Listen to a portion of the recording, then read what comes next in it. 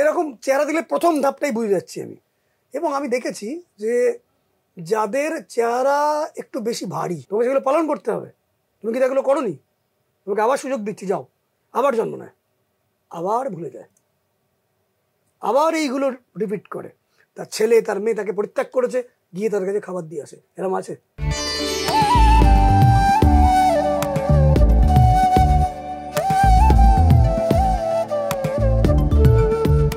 নমস্কার, আনন্দবাজার অনলাইনের অনুষ্ঠান ড্রিম ডেস্টিনিতে আপনাকে স্বাগত জানাই। আমি সুজয় নীল এবং আমাদের সঙ্গে প্রতিদিনের মতোই শ্রীমণি ভাস্কর।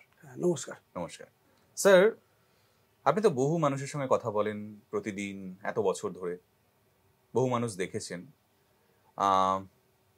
স্বতঃস্ফূর্তভাবে মানুষ আপনার কাছে আসে। তো যখন কোনো মানুষ আপনার কাছে আসে তখন তার মধ্যে কি কি দেখেন প্রথমেই, বা কোন বিষয়গুলো মাথায় রাখেন? না, প্রথমে বলি স্বতঃস্ফূর্ত দিয়ে আসে না। আচ্ছা, ব্যাপারটা এটা নয়। ব্যাপারটা হয় যে কৃষ্ণ গীতায় বলছেন যে যারা প্রশ্ন করে বা যারা আগ্রহী তারা কিছু প্রকারভেদ হয়। প্রথম হচ্ছে যারা অত্যন্ত কষ্টের মধ্যে রয়েছেন, তাদের থেকে কোশ্চেন আসে। কৃষ্ণ গীতায় বলছে অর্জুনকে, কষ্টের মধ্যে থেকে কোশ্চেন তৈরি হয় যে আমি কিভাবে বাঁচবো। আরেক ধরনের আছে যারা শুনতে আগ্রহী, সত্যি জানতে আগ্রহী, এরা। তৃতীয় হচ্ছে আসে যারা যারা মাথায় এটা সেটই করে রাখে যে আমি আলুকে কুমড়ো বলবো। সেটই করে রাখে, আলুকে আমি কুমড়ো বলবো, আমি বলবো তুমি প্রমাণ করো ওটা আলু। হ্যাঁ, ঠিক আছে। এবার আমি যদি মনে করি আমি ওটা কুমড়ো বলবো, যেন তো আমি কুমড়োই বলবো। ঠিক আছে। আর এক ধরনের হয় যারা টেস্ট করতে আসে। ফলে শেষ দুজন ব্যক্তি কিন্তু স্বতঃস্ফূর্ত সহকারে আসেন না। ঠিক আছে, তাদের একটা তাড়া রয়েছে। তাড়া নয়, মানসিক অসুবিধে থাকে অনেক। তো এরকম থাকে, সব প্রফেশনেই থাকে। তো স্বতঃস্ফূর্ত হয়ে আসে না। আমাদের কাছে যারা আসে বেললি জ্বালাতে আসে, মানে আগুন ধরেছে কোনো একটা বিষয়ে। আগুন মানে এখানে ঠিক ফায়ার বলছি না, কষ্ট এসছে, যন্ত্রণা এসছে। আর একটা ধরনের মানুষ আসেন যারা আন্দাজ করছেন যন্ত্রণা আসবে না, তো কারণ তার কাছে বেশি সাবধানী, তাদের কাছে কিছু পরিচিত ব্যক্তির কিছু আগুন ধরা তারা দেখেছে। আচ্ছা, তারা প্ল্যান করছে যে এটা আসবে না তো, এবং আসলে আমি কিভাবে এটা মোকাবিলা করব। এবং এই প্রথম দুজন ব্যক্তি আমাদের কাছে ম্যাক্সিমাম আসেন। আচ্ছা, শেষ দুজন ব্যক্তি আমাদের কাছে আসেন না। কেন আসেন না? আমি একদিন বলেছিলাম যে আমাদের ভেতরের অন্তঃসত্ত্বা, whenever I am in a relax mood, আমি ভেতরে ক্যাকটাস পুচ্ছি না, মানে ক্যাকটাস আমার কাছে আসবে না। অলওয়েজ আমি পেনিট্রেট করছি যে I am in the journey in this planet, I have to create heaven right here right now. এই যদি পেনিট্রেশন থাকে, শেষ দুজন ওই আলু কুমড়ো আসবে না, আমার কাছে আসে না, একদমই আসে না। এবং আসলেও চোখের দিকে তাকাতে পারে না, অসুবিধা হয়। এবং তাদেরকে ওই জায়গাটা আসার জন্য যে ইউনিভার্সাল যে শুরুতেই কি বুঝতে পারেন? একদম শুরুতেই বুঝতে পেরে যাই। প্রায় 23-24 বছর এই পেশায় আছি, ফলে ঢোকার সঙ্গে সঙ্গে যারা আমার কাছে আসছেন, ঢোকার সঙ্গে সঙ্গে বুঝে যাই। প্লাস চেহারার মধ্যে অনেক কিছু বোঝা যায়। যখন আমি ম্যাক্সিমাম অনলাইনে আমি দেখি, অনলাইনে দেখার সময় তাদের আমি একটা ফটোগ্রাফ চাই। ফটোগ্রাফের মধ্যে তাদের তত্ত্বগুলোকে বোঝা যায়, তারা ক্ষিতি, অপ, তেজ, মরুদ্বোম কোন তত্ত্বের মানুষ। ফটোগ্রাফ মানে তো কিছুটা অভিনয়ও বটে। মানে ধরুন কেউ কাউকে আপনি সামনে থেকে দেখছেন, তার মধ্যে সেই অভিনয়টা আপনি ধরে ফেলতে পারবেন, তবুও ধরা যায়। মানে যেমন ধরুন একটা চেহারার মধ্যে দেখলে, আমি আগে আপনার সাথে প্রোগ্রাম করেছিলাম, ভেবে দেখুন, আপনার বলেছিলাম যে চুল যদি স্ট্রেট থাকে তাহলে সে বায়ুতত্ত্বের লোক, নাক যদি টিকাল হয় সে অগ্নিতত্ত্বের লোক। অগ্নিতত্ত্বের লোক মানে তার মধ্যে একটা কিন্তু সে আছে, আমি যা বলবে মেনে নেবো এটা নয়। বায়ুতত্ত্ব আছে মানে সে কিন্তু মার্কেটিং সেলসের লোক, হি অর সি নোজ, সে হচ্ছে কে বেচতে হয় সে জানে, তার কাছে প্ল্যান আছে। জায়গায় চুল যাদের কোঁকড়ানো তারা এখানে সার্ভিস দিতে এসছে, এবং তারা একটু ইমোশনাল লোক, সেন্টিমেন্টাল লোক, ইত্যাদি ইত্যাদি। তো এরকম চেহারা দিলে প্রথম ধাপটাই বুঝে যাচ্ছি আমি। এবং আমি দেখেছি যে যাদের চেহারা একটু বেশি ভারী, মুখ ভারী, চেহারা ভারী, মানে পৃথিবীতত্ত্বের লোক, তাদেরকে অত সহজে আমি বোঝাতে পারবো না। আচ্ছা। ও ও পথই মারাই না। আমি আমার কাজটুকু করে ছেড়ে দিই, বা যেটুকু আছে সেগুলো আরো কিছু আছে সেই কাজগুলো করি। সেই সিক্রেট আমি এখানে বলছি না কি করি, আচ্ছা। আমি বুঝি কতটুকু কি করতে হয়। তো প্রথম আমি চেহারাটা দেখলাম। দ্বিতীয় যখন আমার কাজ যেটা হয় সেটা কোন ডেটে তারা জন্ম।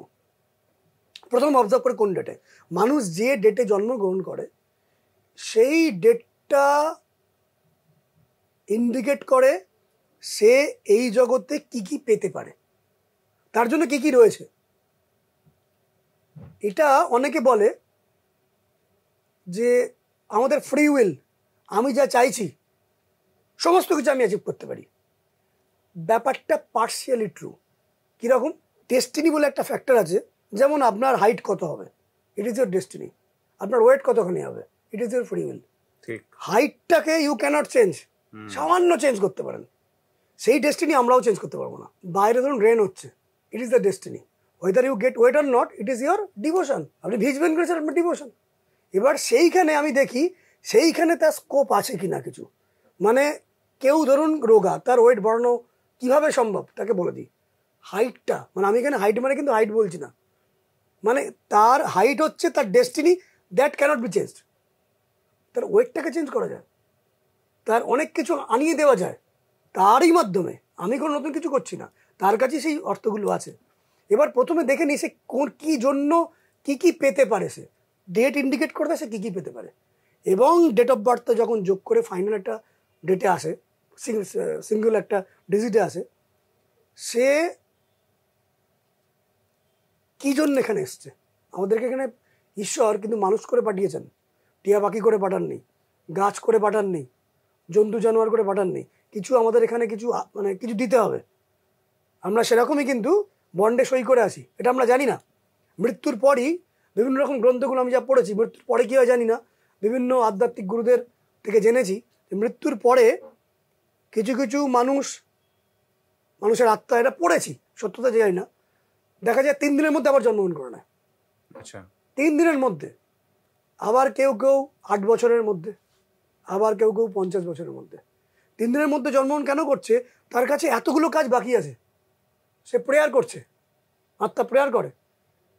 সে যখন বিষ্ণু লোকে যায়, শিব লোকে যায়, ব্রহ্ম লোকে যায়, সে একদিন বলবো আমি, সেখানে অনেক কিছু চুক্তি থাকে যে তোমাকে চুক্তিগুলো এবার কিন্তু গিয়ে তোমায় করতে হবে, তোমাকে সেগুলো পালন করতে হবে। তুমি কি এগুলো করোনি, তোমাকে আবার সুযোগ দিচ্ছি, যাও। আবার জন্ম নেয়, আবার ভুলে যায়, আবার এইগুলো রিপিট করে, যতক্ষণ না পর্যন্ত ওই যে ফাইনাল যে ডেট, সে কির জন্য তাকে পাঠানো হচ্ছে, সে যদি ক্রিয়াকর্মগুলো না করে, ওই লিয়াবিলিটিস অ্যাসেটের অ্যাকাউন্ট ব্যালেন্সগুলো ক্লিয়ার হয় না, তাকে বারবার প্রবলেমে পড়তে হবে। যে কারণে দেখবেন একজন মানুষ অদ্ভুতভাবে 30,000 টাকা পার মান্থ রোজগার করছেন, ফ্যামিলি মেম্বার 7 জন, সুন্দরভাবে চলছে। একজন ধনশালী ব্যক্তি মাস গেলে 12 লাখ টাকা রোজগার করছেন, 1000 লোন, 1000 রোগ ব্যাধি, হয়তো ফ্যামিলি মেম্বার 3 জন, শান্তি নেই, শান্তি নেই। স্ট্রাগল, ডিউ, ব্যবসাতে ডিউ, চাকরিতে ডিউ, লোন হয়ে গেছে। ওয়াই? তার মানে মানুষ অনেকখানি মাছের মতন, জাল ছিঁড়ে পালাতে পারে, পুকুর ছিঁড়ে পালাতে পারবে না। তো ওই আমি দেখে নিই ফার্স্ট কোন ডেটে জন্মগ্রহণ করলো, সে কী কী পেতে পারে, কী কী পাওয়ার জন্য এসছে। সেকেন্ড দেখে নিই সে কি করতে এসছে, সেগুলো সে কী করছে। মানে আপনার যদি টার্গেট থাকে যে আপনি জগতের কল্যাণ করবেন, সেই কল্যাণ কথার মাধ্যমে কল্যাণ হতে পারে, রেস্টুরেন্ট করেও হতে পারে। সে রেস্টুরেন্ট করছে, বহু মানুষকে খাওয়াচ্ছে, কিছু মানুষকে ফ্রি অফ কস্টও খাওয়াচ্ছে লুকিয়ে লুকিয়ে, ভগবানকে সন্তুষ্টির জন্য লুকিয়ে, কেউ জানে না। বহু মানুষ করেন, বিশ্বাস করুন, বহু মানুষ আজকে লুকিয়ে লুকিয়ে ডোনেশন, দান, মানে যারা কি বলবো অনাথ মানুষ, যারা বয়স্ক মানুষ, যাদের কোনো সংসার নেই, যাদের তার সন্তান, তার ছেলে, তার মেয়ে তাকে পরিত্যাগ করেছে, গিয়ে তার কাছে খাবার দিয়ে আসে। এরকম আছে। রাস্তায় অনেক জন্তু জানোয়ার যারা হয়তো সেই পরিমাণে সাপোর্ট পায় না, তাদের কিন্তু সাপোর্টটা দেয়। ফলে এটা ডিপেন্ড করছে যে সে কী জন্য এসছে, সে কী পেতে এসছে। এই 3টে পয়েন্ট পেলাম, কিন্তু এখানে শেষ নয়। জ্যোতিষশাস্ত্রের মেন পর্যায়ে, যেটা এখনো পর্যন্ত আলোচনা আপনার সাথে করিনি, বা এখানকার যারা আনন্দবাজারের যারা দর্শক তারাও আমি সে আলোচনা করিনি। জ্যোতিষশাস্ত্রের মেন বিষয় হচ্ছে কখন আপনি জন্মালেন, কোথায় জন্মালেন, তার থেকে যে রাশিচক্র তৈরি হলো। রাশিচক্র বেসিক্যালি একটা সার্কেল, 360 ডিগ্রি সার্কেল। এর 12খানা জোডিয়াক সাইন আছে। 360 ডিগ্রিকে 12 দিয়ে ডিভাইড করলে 30 ডিগ্রি হয়। আকাশে, আকাশমণ্ডলে জোডিয়াক সাইনগুলো রয়েছে। এবং মেন 9টা প্ল্যানেট, যদিও সায়েন্সের ভাষায় সূর্য প্ল্যানেট নয়, কিন্তু যেহেতু আমাদের এখানে ইনফ্লুয়েন্স দেয়, এটাকে আমরা প্ল্যানেট বলে বিচার করব। ওই অনেক সময় হয় না যে অ্যালজেব্রায় let x equal to y, এখানে কোশ্চেন করলে হবে না y x equal to y, question করলে হবে না। যাদের ইনফ্লুয়েন্স আছে আমাদের জীবনের ওপর, তাদেরকে আমরা প্ল্যানেট বলে ধরি। সেখানে মুনকেও প্ল্যানেট বলে ধরবো, যদি মুন প্ল্যানেট নয় বিজ্ঞানের ভাষায়। তো এই যে প্ল্যানেটগুলো অ্যাস্ট্রোলজিক্যাল ভাষায়, সান, মুন ইত্যাদি, এদের কিছু ইম্প্যাক্ট আছে। যেমন সান কী দেয়? আমাদের সম্মান দেয়। যখনই দেখবেন একজন মানুষ প্রচুর সম্মান পাচ্ছেন, সে অত কাজ করেনি, বুঝবেন সান খুব ভালো। কি করে বুঝবেন? অদ্ভুত একটা ট্রিক্স বলি, জ্যোতিষশাস্ত্রের ছোট্ট একটা উপায়, আপনি মিলিয়ে দেখবেন। যাদের সান বেসিক্যালি খারাপ থাকলে হাড় ভাঙে, মানে লিগামেন্টে চোট খাচ্ছে, হাড় ভাঙছে, রক্তপাতটা বিষয় বলছে, রক্তপাত হতে গেলে মঙ্গলকে খারাপ হতে হবে, মার্সকে খারাপ হতে হবে। তো সান খারাপ থাকলে হাড় ভাঙবে প্রচুর। সাইকেল থেকে পড়ে গেল, বাইক থেকে পড়ে গেল, সিঁড়ি থেকে নাম দিকে পা মুচকে গেল, ফেটে গেল ইত্যাদি, হাড় ভাঙছে। মেনলি লোয়ার পোর্শনে যদি হাড়টা ভাঙে, এদেরকে বলা হয় সানটা ডাউন আছে। সানকে আবার পিতার সাথে তুলনা করা হয়। যাদেরই ম্যাক্সিমাম হাড় ভাঙে, হাত ভেঙেছে, পা ভেঙেছে ইত্যাদি ভেঙেছে, তাদের পিতাস্থানটা খারাপ হয়। মানে সান খারাপ থাকলে, সান মানে পিতা, মুন মানে হচ্ছে মা। আচ্ছা, এরকম কিছু কিছু ব্যালেন্স আছে যেগুলো আমি পরবর্তী সময় বলবো। তো এর একটা জিনিস বোঝা, আপনি মিলিয়ে দেখবেন যাদেরই প্রচুর হাড় ভেঙেছে, একবার দুবার বলছি না, ম্যাক্সিমাম দিনের মধ্যে দেখা গেল একজন বয়স হচ্ছে হয়তো 40 বছর কি 50 বছর, সে 10 বার হাড় ভেঙেছে। আচ্ছা, দেখুন তার বাবা নয় অসুস্থ ছিলেন, নয় তার বাবা আইনত ঝঞ্ঝাট, আর্থিক দারিদ্রতায় কষ্টে জর্জরিত, নয় বাবা মৃত, নয় বাবার সাথে সম্পর্ক ভালো নেই, কিছু না কিছু পিতৃস্থানটা ড্যামেজ হচ্ছে। এটা এনাফ প্রমাণ যে সান কিন্তু আমাদের জীবনে ইম্প্যাক্ট তৈরি করছে। মুন কীভাবে ইম্প্যাক্ট তৈরি করে? দেখবেন যেখানে ঝগড়াঝাটি বেশি হয়, যে বাড়িতে খুব ঝগড়াঝাটি বেশি হয়, দেখবেন চতুর্দশী, পূর্ণিমা, প্রতিপদ, অষ্টমী তিথি, অমাবস্যা, এই দিনগুলোতে বেশি করে ঝগড়াটি হয়। আচ্ছা, যাদের বাড়িতে ঝগড়াটি প্রণ, সবাই ঝগড়াটি হচ্ছে এমন নয়, পূর্ণিমা, অমাবস্যা, অষ্টমী তিথি, এই দিনগুলো ঝগড়াটি বেশি করে। মুন এই সময় ভীষণ মাত্রায় আমাদের উপর ইনফ্লুয়েন্স করে। এই জোয়ার ভাটার কেস একই ব্যাপার, মনের মধ্যে জোয়ার ভাটা হচ্ছে। শুধু তাই না, আপনি দেখবেন, আপনি বুঝবেন না হয়তো কারণ আপনার দাড়ি আছে, আপনি দেখবেন শুক্লপক্ষে পুরুষদের দাড়ি বেশি বাড়ে, আচ্ছা, কৃষ্ণপক্ষে কম। এরকম ব্যাপার একদম। আচ্ছা, এটা করলে তো বুঝবেন, প্র্যাকটিসটা করলে তো বুঝবেন। এরকম অনেক কিছু আছে। প্ল্যানেটগুলো কিন্তু ঘোরে, আপনি বললেন না কি কি বিষয়ে লক্ষ্য রাখি, প্ল্যানেট কিন্তু ঘুরছে। যেমন সূর্য আমাদের জোডিয়াক সাইনে আনুমানিক 30 দিন করে ঘোরে, একটা জোডিয়াক সাইনটা আনুমানিক। মার্কারি 18 দিন কাছাকাছি, একটা জোডিয়াক সাইনে 18 দিন করে থাকে, আশপাশ, কম বেশি, প্লাস মাইনাস, কারণ রেট্রোগ্রেড হলে ওটা বেড়ে যায় কমে যায়, অনেক কিছু হয়। ভেনাস আনুমানিক 28 থেকে 26 দিন একটা জায়গায় থাকে।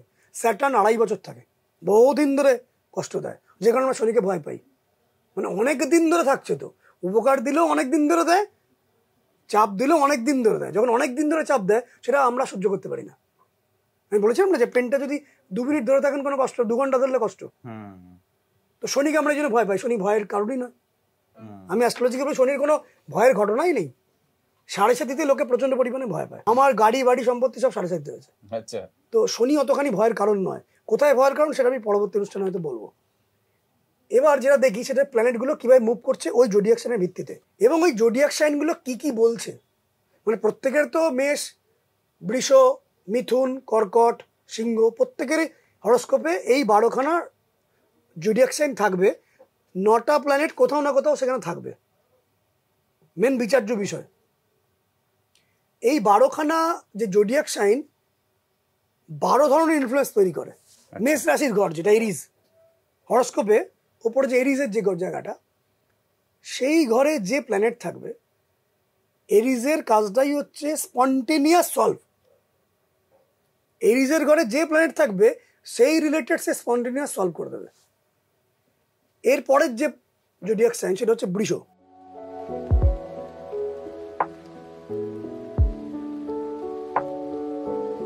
মনের জোর, প্রবল জোর, এগুলো সমস্ত কিন্তু মার্স ইন্ডিকেট করে। সেখান থেকে আবার শুরু করবে নতুন করে। ধনুরাশির ঘরের কোনো প্ল্যানেট থাকলে। তো বৃশ্চিক রাশির ঘরটা হচ্ছে আবার স্রুট প্ল্যানিং, মানে কিভাবে অপোনেন্ট পক্ষকে বুঝতেই দেবো না তাকে ঘিরে ফেলেছি।